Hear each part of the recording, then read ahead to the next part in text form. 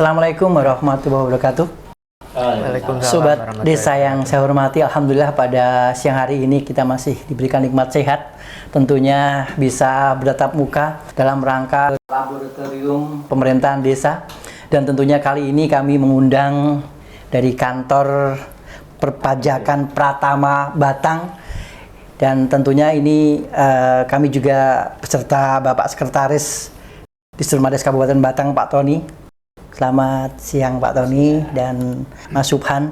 Alhamdulillah pada kali ini memang kami memberikan sebuah kesempatan kepada kantor pajak Pratama untuk menyampaikan beberapa hal terkait dengan masalah perpajakan yang tentunya kalau kita melihat Pak Sek ya, banyak sekali permasalahan-permasalahan desa yang berkaitan dengan masalah pajak yang barangkali butuh yang namanya satu persepsi yang sama, pemahaman.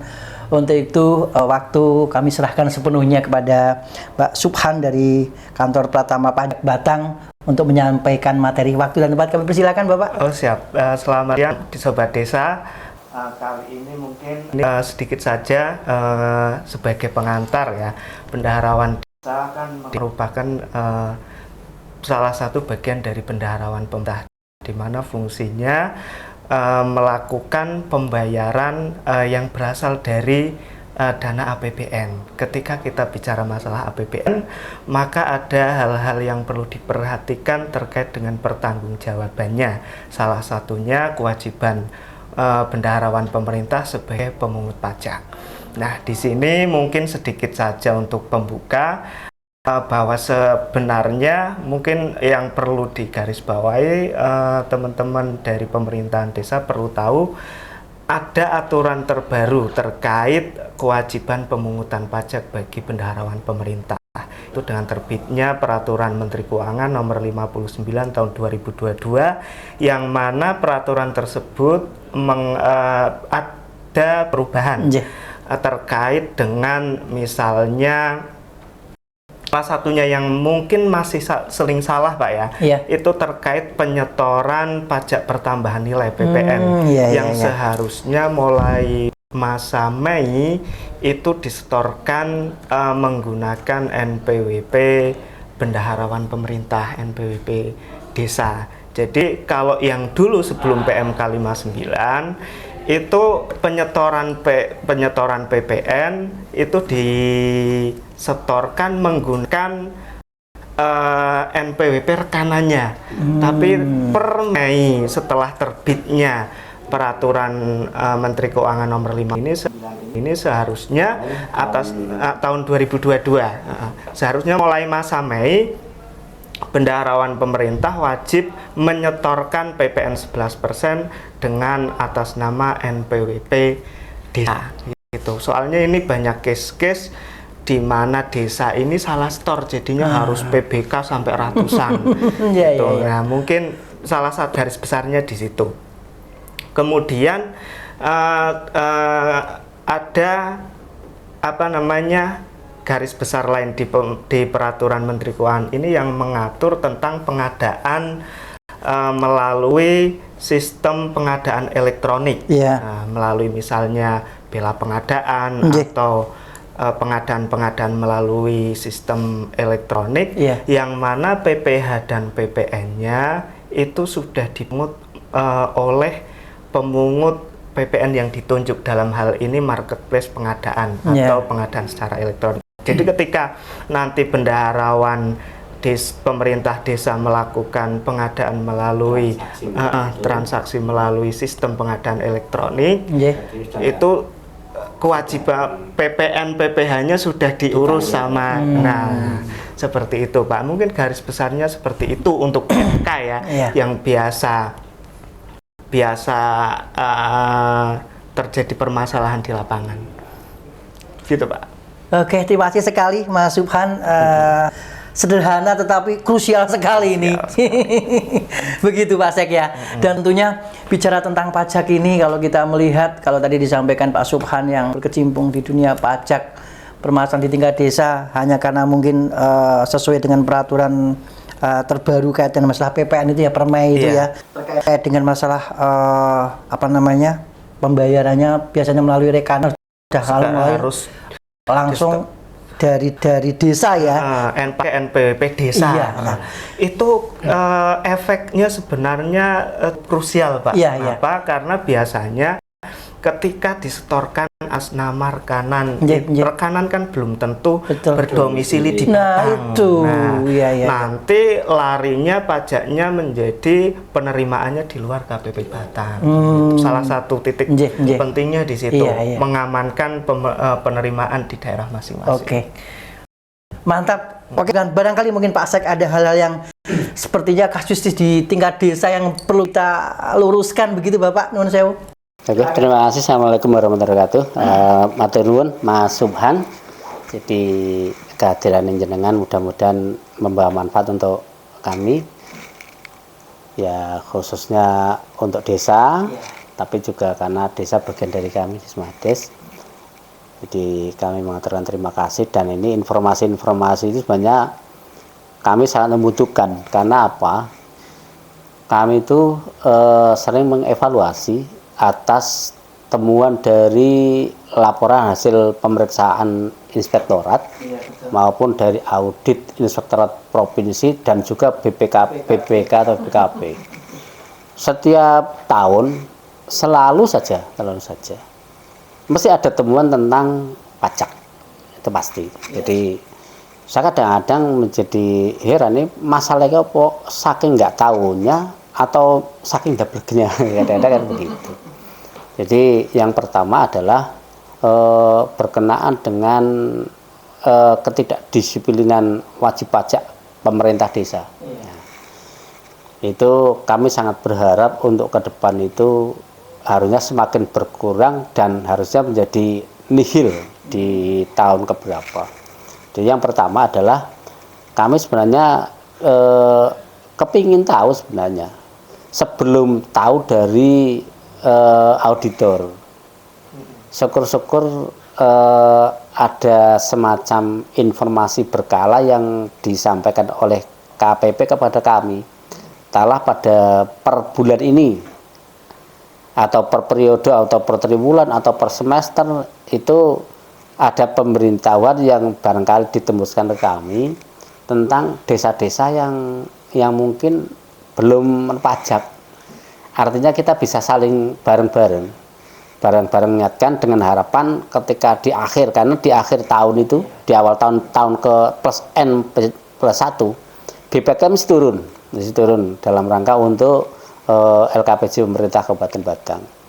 Dan saya syukur-syukur andaikan ada sinergi seperti itu, kita bareng-bareng, tahun depan itu sudah tidak ada temuan tentang ketidakdisiplinan pajak. Syukur-syukur. Itu yang pertama.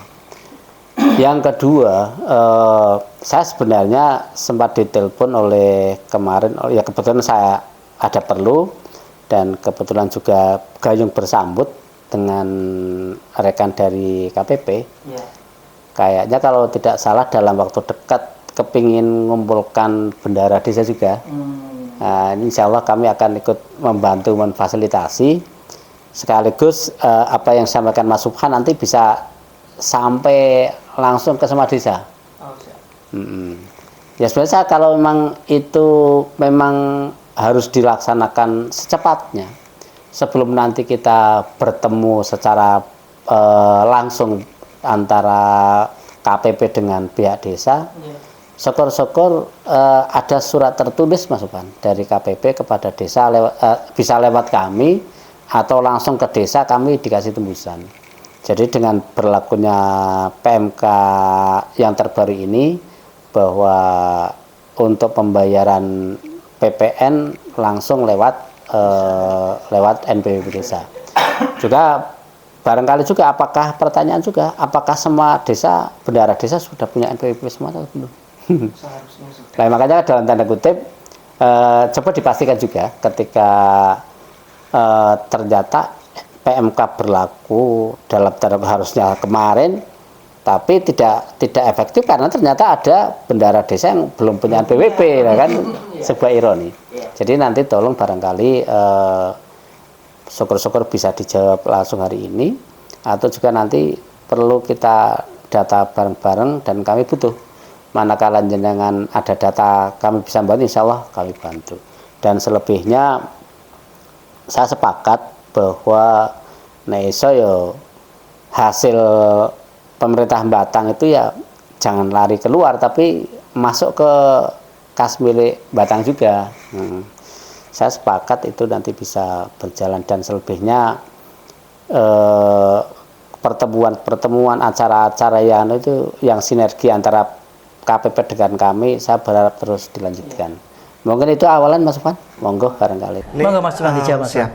Gini Pak, kalau di kami biasanya kan memang kalau setiap akhir tahun itu kan ada rekap pembayaran pajak, baik pajak penghasilan maupun PPN dari setiap desa. Kita tahu anggaran desa kan nominalnya kan secara umum bisa diketahui. Tapi dari situ, dari clue itu biasanya kami setiap tahun kayak misalnya tahun kemarin desa-desa dengan pembayaran pajak jauh lebih kecil daripada desa-desa lainnya, itu kan patut dipertanyakan, Pak. Betul. Patut dipertanyakan. Anggarannya mirip-mirip, tapi proyeknya hampir sama, barang yang dibeli sama-sama kena pajak, tetapi kok pembayarannya kok jauh berbeda. Itu kan patut dipertanyakan. Nah, jadi kan kalau misalnya kayak tahun kemarin bendaharawan desa nggak hanya di Batang, Pak, di Kendal juga sama, kita panggil yang pembayarannya paling kecil, jomplang, kan patut dipertanyakan. Kami konfirmasi itu Pak satu-satu. Nah, mungkin tahun ini juga menjelang akhir tahun, rekan-rekan bendaharawan juga harus peduli juga tentang pajak yang seharusnya dibayarkan tahun ini. Jangan sampai ada nggak usah sampai temuan, nyata-nyata aja kok pajaknya pembayarannya sangat kecil. Padahal kan kalau misalnya dananya untuk belanjanya misalnya 1 miliar, kan PPN PPh-nya kan sudah baca, Pak. Kalau itu kok sampai jomplang kan kebangetan tuh Pak, dari segi kasat mata aja kan seharusnya sudah terbaca. Itu sih untuk yang terkait itu Pak, untuk yang terkait. Begini, kita kan di pemerintah itu kan ada penganggaran penetapan dan perubahan. Barangkali kan ada yang bisa selesai di penetapan, terus kemudian ada yang baru atau lanjutan di perubahan. Barangkali kan ketika di bulan-bulan penetapan itu sudah ada laporan tentang pajak, atau semua pajak itu dibayarkan di akhir tahun semuanya. Kayak seperti itu. Tapi barangkali begini, jadi kami barangkali bisa diberi kayak semacam tembusan lah. Kami dikasih tembusan, barangkali kan juga bisa evaluasi untuk kami. Sebenarnya juga sering menjadi pertanyaan, kalau dulu itu begitu RAB tersusun, itu ketika langsung bisa menentukan, kita pajak langsung kita ambil dari untuk kegiatan-kegiatan kena pajak. Tapi sekarang kan harus lewat langsung F-cost kan, artinya yang kenapa taruh di RAB 1000, ketika belinya 900 ya kena pajaknya kan 900, dan seperti itu.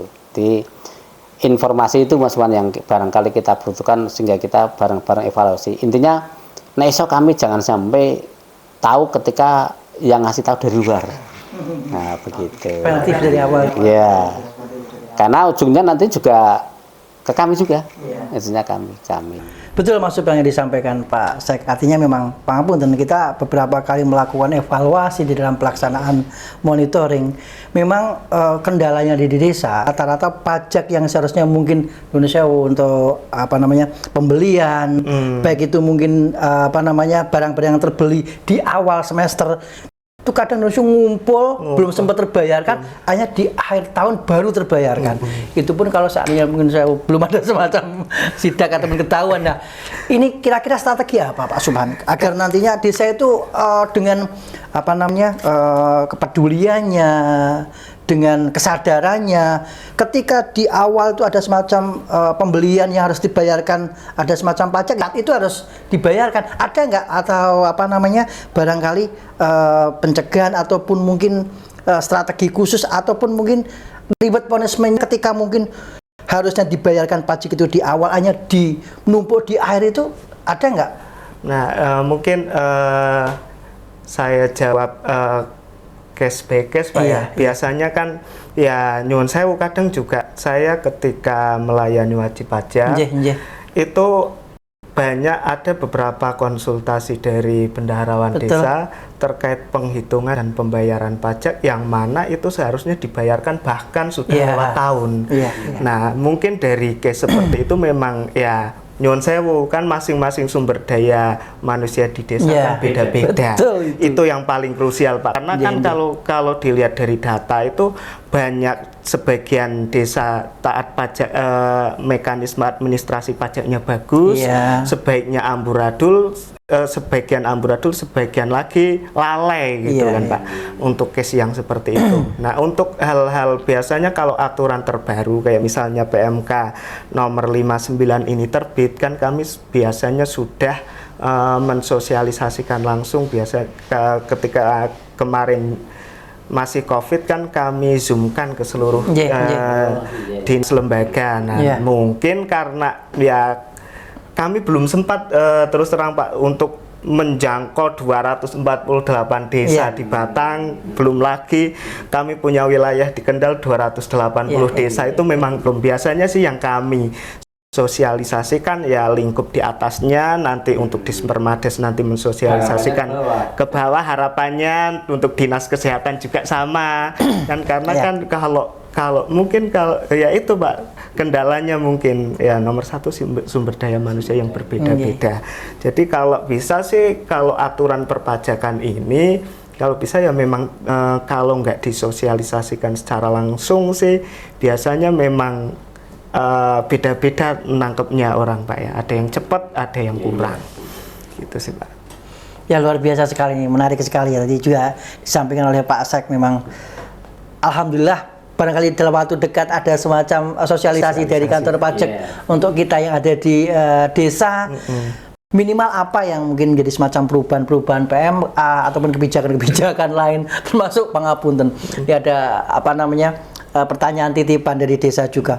Kalau seandainya ketika posisi dilalah hitung-hitungannya pajak di e-billingnya itu posisinya nuwun sewu, kalau seandainya lebih dilalah, ada nggak pengembalian seperti itu? Karena kadang nuwun sewu hitung-hitungannya itu kan kadang nggak pas juga. Tiba-tiba seperti dibiarkan, ternyata setelah dihitung kelebihan. Boleh nggak itu posisinya dikembalikan gitu? Oke, kalau case-nya seperti itu hal yang biasa Pak. Hal yang biasa, salah hitung, kurang bayar, lebih bayar itu biasa. Tapi mekanisme yang umum dilakukan itu bukan pengembalian, tapi dipindah bukukan untuk pembayaran pajak yang lain. Gitu. Lebih-lebih kan pemerintah desa itu apa namanya, setiap tahun kan hampir dipastikan pasti akan membayar pajak terus. Jadi ketika dirasa ada kelebihan bayar karena salah hitung, bisa diajukan pemindah bukuan ke KPP untuk pembayaran yang akan datang, atau mungkin bulan yang akan datang, atau pajak yang belum terbayar, nggak ada masalah. Untuk mekanisme pengembalian itu jarang kita lakukan, dan secara umum seharusnya bendaharawan pemerintah itu tidak melakukan meminta kembali, tapi secara umum mekanismenya menggunakan mekanisme pemindah bukuan. Seperti itu mekanismenya. Itu lumrah sih. Karena kan begini, saya kebetulan juga dulu pernah nangani di PBB ya. Saya kan dulu pernah jadi kabid di PBB. Ya karena membacanya itu kan antara kurang bayar lebih bayar. Nah, itu permasalahan di situ. Dan pemahaman ini kan juga sama, saya pun baru ketika tidak ada dalam tanda secara real pengembalian atau lebih bayar, tapi sebenarnya digunakan untuk pemindah bukuan atas objek pajak baru di waktu yang berbeda. Jadi malah saya kepingin suatu ketika itu termasuk jika mungkin saja untuk sosialisasi PMK yang terbaru, syukur-syukur dari Dispermades saja khusus diundang ke jenengan ini. Karena andekan rapat biasa nih, sosialisasi biasa, jenengan sampaikan dari Zoom, yang datang Mas Aryoto. Ya Mas Ari tiba-tiba nggak dipindah, tiba-tiba dipindah, kami mau ke bawah nggak bisa nih. Lah syukur-syukur karena mungkin kami mitra terbesar KPP di dalam rangka ini kan Pembayaran pajak. terbesar kan di kami sebenarnya dalam tanda kutip. Nah barangkali juga termasuk dinas pendidikan, tapi karena nilainya besarnya nilai tetap di kami, tetap besarnya nilai. Nah barangkali kami dari teman-teman Smades syukur-syukur bisa diberi ilmu tersendiri nih Mas Subhan. Monggo disampaikan ke pimpinan, barangkali dicari waktu yang paling enak. Saya senang di sana sih karena habis itu saya senang nyanyi, habis itu saya nyanyi di sana. Jadi khusus dari kami KPP dengan kami diajari tentang perpajakan, sehingga ketika kami ini yang paling dekat dengan desa di Smades. Ketika ada monitoring, yang pertama melakukan monitor ya di Smades juga. Nah, ketika kami monitoring kan biasanya objeknya ada dua, kegiatan dan keuangan. Ya kan? Ketika keuangan kami kami tidak tahu tentang perpajakan, padahal masalah utama di salah satunya di masalah perpajakan kami nggak tahu kan repot juga. Lah masa ketika ada kas seperti itu saya nelpon Mas Wan, ini ada enaknya gimana nih ya. Jadi barangkali khusus ada momen khusus yang hanya kami di Smades dengan KPP bisa bareng-bareng, kita dikasih ilmunya. Dan kalau dulu saya mintanya ringkasan kecil saja sih, nggak usah teori yang panjang, tapi langsung ini kasus penyelesaian seperti ini. Bisa nggak Mas Pan acara itu dilaksanakan? Iya, kalau bisa sih nanti bisa kami follow up kan ke atasan sih Pak ya. Karena ini kan juga penting juga bagi selain bagi Dispermades juga penting juga bagi kami. Kepatuhan wajib pajak, kepatuhan dinas dalam rangka baik pembayaran, pelaporan itu kan penting. Apalagi kalau sekarang Pak ini mohon maaf untuk pelaporan SPT kan ketika umumnya sebenarnya ketika ada pembayaran atau pemotongan pajak itu kan ada pelaporannya. Betul. Dan ini kan di desa kan belum ada yang hampir dipastikan belum ada yang melaporkan lah. Mungkin ini juga salah satu momen, salah satunya selain untuk meningkatkan pengetahuan tentang peraturan-peraturan terbaru, juga ada hal-hal yang lain yang masih perlu diperhatikan terkait dengan masalah perpajakan. Kemarin-kemarin sih untuk bendaharawan pemerintah secara umum sih sudah mungkin dan dinas-dinas kayak kecamatan kemarin kan sudah mulai rapi pelaporannya Pak, untuk pelaporan dari pembayaran yang dilakukan mereka sudah melapor. Ya mungkin nanti juga arahnya ke desa supaya administrasi pembayaran pajak itu nggak cuma bayar aja, tapi pemerintah desa tahu apa administrasinya juga terkait pembayaran. Ketika sebenarnya misalnya bayar pajak PPN, membayar pajak PPH itu sebenarnya ada efeknya ke rekanannya, misal PPH pasal 22 atas pengadaan barang dan jasa. Misalnya ada rekanan yang dipotong PPH pasal 22. Itu sebenarnya pajak yang dibayarkan atas nama bendaharawan, atas nama rekanan yang dibayarkan bendaharawan desa itu fungsinya untuk kredit pajak atau angsuran dari wajib pajak yang disetor. Ketika bendaharawan nggak bikin bukti potong, terus nggak melaporkan, maka nggak bikin bukti potong, maka lawan transaksi itu nggak bisa mengkreditkan hak-hak dia. Itu salah satunya itu. Jadi efeknya sih sebenarnya cukup krusial Pak untuk pelaporan ini, salah satunya ya. Di samping pengetahuan perpajakan juga penting secara umum ya. Mungkin kalau tarif PPN yang 11% secara umum sudah tahu Pak ya, sudah tahu kebangetan, nggak tahu temuan soalnya dari April.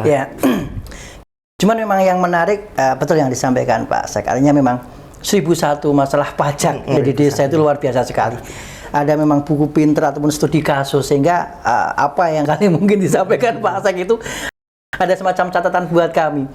Salah satu contoh lah, ketika kemarin kita melaksanakan kegiatan ketahanan pangan, pembelian hewan, pembelian ternak, pembelian katanya dengan masalah bibit, itu kena pajak atau tidak, berapa persentasenya dan sebagainya. Itu pun ada semacam polemik, ada yang ada di pajak, ada yang enggak. Ini juga butuh satu persepsi yang sama. Gimana menurut jenengan? Kalau untuk PPN Pak ya, sekarang kan PPN itu prinsipnya barang kena pajak dan barang tidak kena pajak. Kalau barang yang tidak kena pajak itu jelas, sudah dijelaskan di undang-undang, kayak misalnya makanan, minuman di restoran itu udah kena pajak daerah. Terus kayak misalnya jasa hiburan tuh memang bukan barang kena pajak, jasa kena pajak. Nah, sekarang yang jadi masalah adalah di undang-undang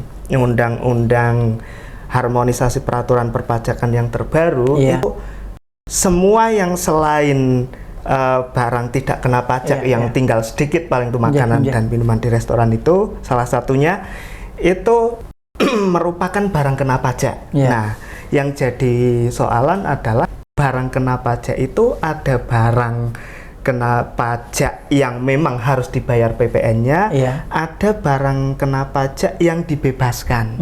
Begitu. Nah, kemarin-kemarin kan sempat gaduh terkait dengan misalnya beras, gabah.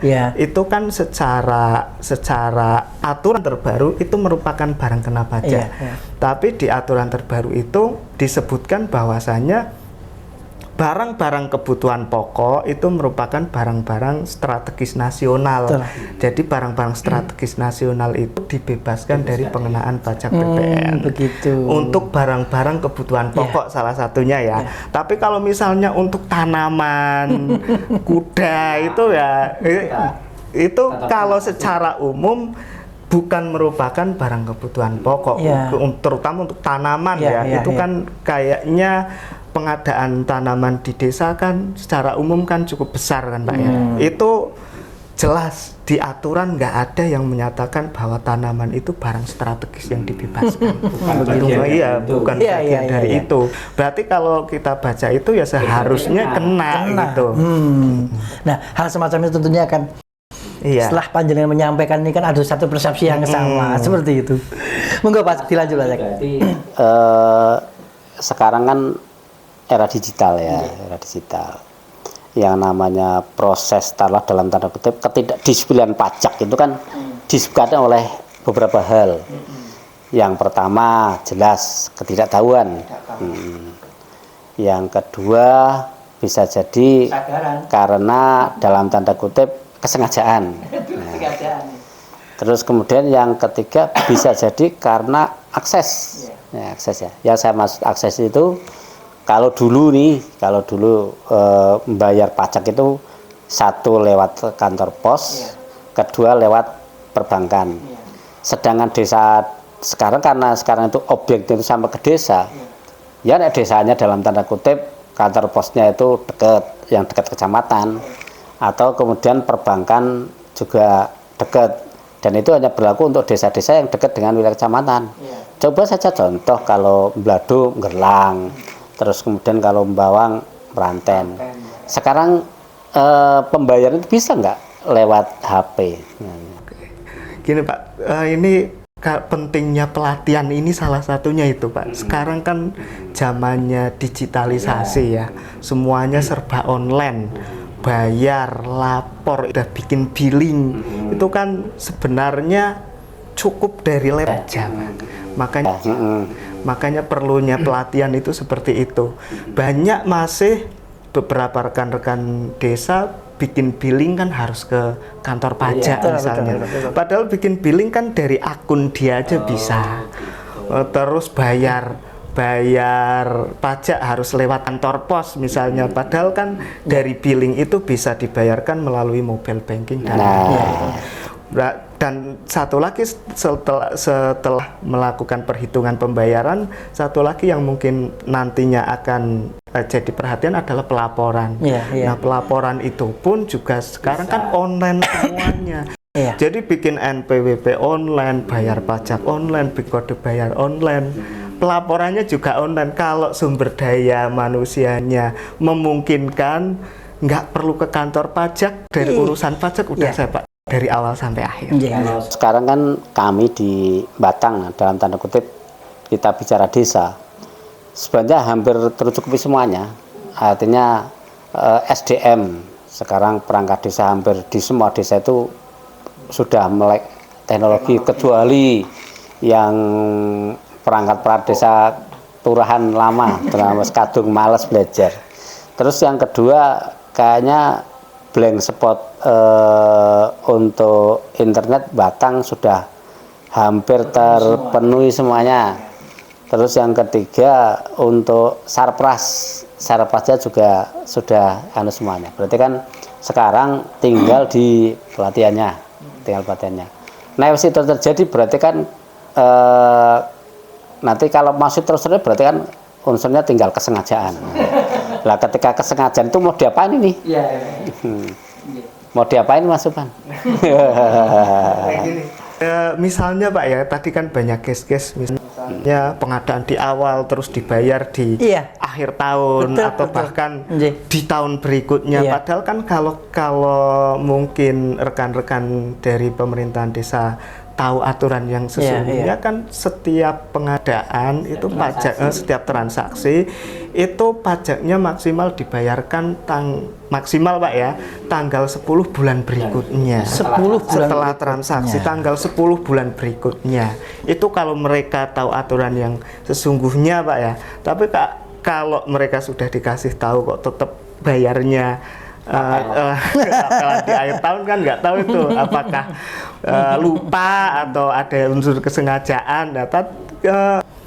Sebelum kita kan mitra Pak ya, sebelum kami melangkah ke hal-hal yang terkait penegakan disiplin dan lain-lain ya, setiap akhir tahun kan memang kami ya untuk jaga-jaga selalu mengundang pemerintahan desa yang tanda kutip bayaran pajaknya kok beda sendiri gitu.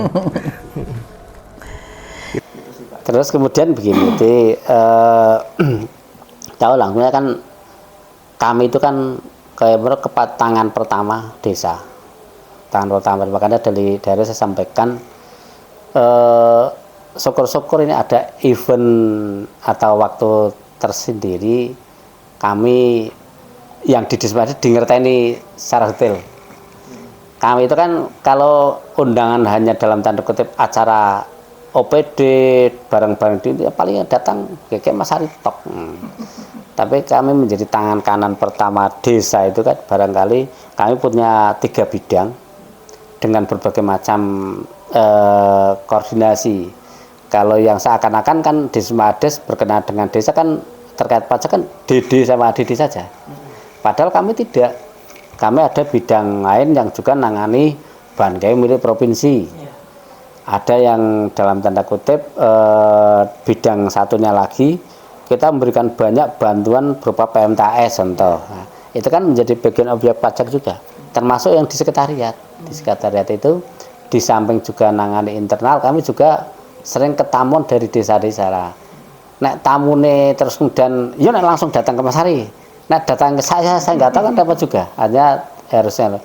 Makanya saya berharap saja sih, ya barangkali nanti disampaikan masukan kepada pimpinan jenengan di KPP Pratama Batang, sesekali waktu entah hari Jumat atau apa sambil santai kita diajak bareng-bareng, ya sosialisasi kecil lah, sosialisasi kecil, termasuk hal-hal perpajakan secara umum, ya khususnya yang baru.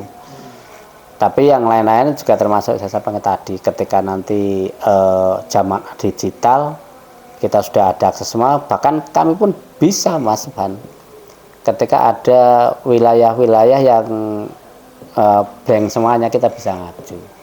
Jadi momen ini tolong disampaikan ke pimpinan bahwa kami punya harapan lebih untuk barang-barang sukses, tetapi mengingat waktu saja nih Mas Subhan, ini saya senang sebenarnya. Ini kadang-kadang dengan tentang itu kita jadi lupa waktu. Jadi saya terima kasih kehadirannya Mas Subhan dalam tanda kutip dari KPP Pratama Batang. Kami berharap terus berlanjut komunikasi. Tapi satu permintaan tadi saya tolong sampaikan ke pimpinan. Itu menarik sekali Pak. Simbiosis mutualisme. Kami juga butuh, Bapak juga butuh kan dalam rangka pelaksanaan tugas bareng dan sukses tugas bareng juga Dan manakala saya pribadi ada kekurangan, saya minta maaf. Siap, sama-sama. Kembalikan ke Mas Ali. Terima kasih Pak Sek, Pak Subhan yang telah memberikan pencerahan luar biasa tadi. Apa yang disampaikan Pak Sek, umpan balik simbiosis mutualisme tadi merupakan sebuah sinergitas kita untuk membangun komunikasi yang baik. Kan kita ujung tombak untuk bisa memberikan pencerahan ke tingkat desa. Kalau kita belum tahu kan lucu. Tapi alhamdulillah sekali. Barangkali mudah-mudahan lambat tahun pembicaraan kita selaku evaluasi diri lah. Kami yang ada di Dismades memang banyak kekurangan dalam memfasilitasi. Tentunya permasalahan-permasalahan 1001 masalah perpajakan yang luar biasa sekali ini. Lambat laun apa yang sudah kita komunikasikan membangun kesadaran terkait dengan masalah pajak tadi disampaikan bahwa ternyata setiap tanggal 10 setelah kita posisi nuwun sewu beli harus melaporkan, harus dibayarkan kan seperti itu kadang non sepele tapi itu menjadi sebuah jadi gawe akhirnya karena kadang non sewu menghambat proses akhirnya akan menghadap selebihnya. Dan tentunya tadi disampaikan bahwa untuk PPN 11 itu sudah bukan lagi tanggung jawab dari rekanan tetapi sudah masuk di dalam setor untuk melalui atas nama NPWP desa. Dan tentunya mari kita awali yang baik ini karena orang bijak adalah taat pajak dan tentunya pajak akan kembali kepada masyarakat untuk kemakmuran kita semua. Sukses, kami akhiri. Assalamualaikum warahmatullahi wabarakatuh. Waalaikumsalam warahmatullahi wabarakatuh. Matur nuwun Mas Subhan.